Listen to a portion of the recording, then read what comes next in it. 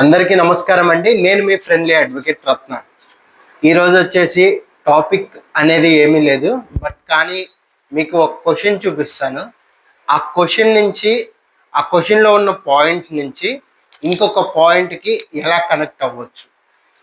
And question ఏంటంటే, that is the question.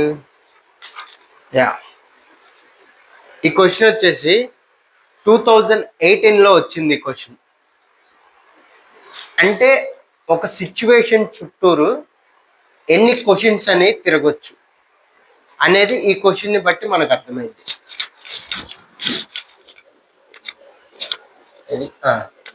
ఈ question ఉంది కదా, పోలీసులు ఎవరైనా ఒక అతన్ని అరెస్ట్ చేస్తే ఎన్ని అవర్స్ లోపల కోర్టుకు కానీ సబ్మిట్ చేయాలి అనేది ఈ క్వశ్చన్. దీనిలో వచ్చేసి ఎన్ని అవర్స్ ఉన్నాయి ఏంటి అనేది మీలో చాలా మందికి తెలుసు, 24 అవర్స్. ఈ 24 అవర్స్ అనేది మీరు ఎగ్జాక్ట్గా పెట్టేస్తారు. ఒకసారి మళ్ళీ క్వశ్చన్ చూసుకోండి. దీనిలో నేను మిమ్మల్ని అడుగుతున్న క్వశ్చన్ ఏంటంటే, ఒకవేళ పోలీస్ వాళ్ళు ఎవరైనా ఒక వ్యక్తిని అరెస్ట్ చేసి 24 అవర్స్ లోపల కోర్టులో కానీ ఆర్ ఒక్కొక్క సందర్భాల్లో ఏమైంది అంటే, నైట్ టైము జడ్జెస్ వాళ్ళ దగ్గరికి వెళ్ళిపోయి, అంటే పోలీసులే జడ్జి వాళ్ళ ఇంటి దగ్గరికి వెళ్ళిపోయి అక్కడ కూడా వాళ్ళని మేము ఇలా కస్టడీలోకి తీసుకుంటున్నాము అని ఇన్ఫార్మ్ చేయొచ్చు.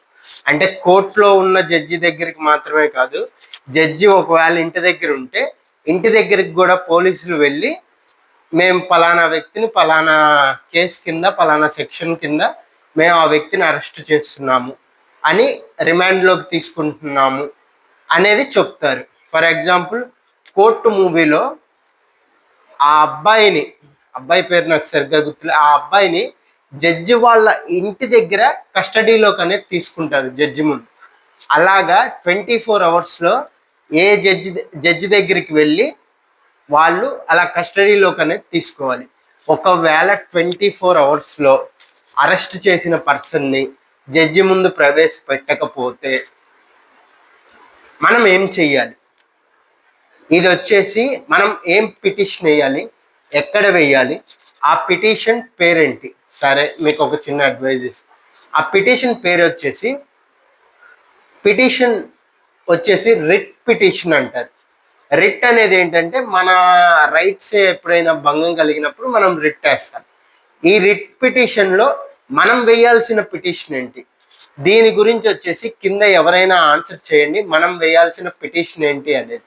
ఎందుకు అంటే, రిట్ పిటిషన్కి సంబంధించి 3 క్వశ్చన్స్ ఆర్ 2 క్వశ్చన్స్ డెఫినెట్గా వస్తాయి. ఈ క్వశ్చన్ నుంచి మనం వేరే క్వశ్చన్కి అనేది డైవర్ట్ అవుతున్నాము, మీకు అర్థమై ఉంటుంది. ఇక వచ్చేసి ఆన్సర్ అనేది కింద ఇవ్వండి. ఇక అందరికీ సెలవు.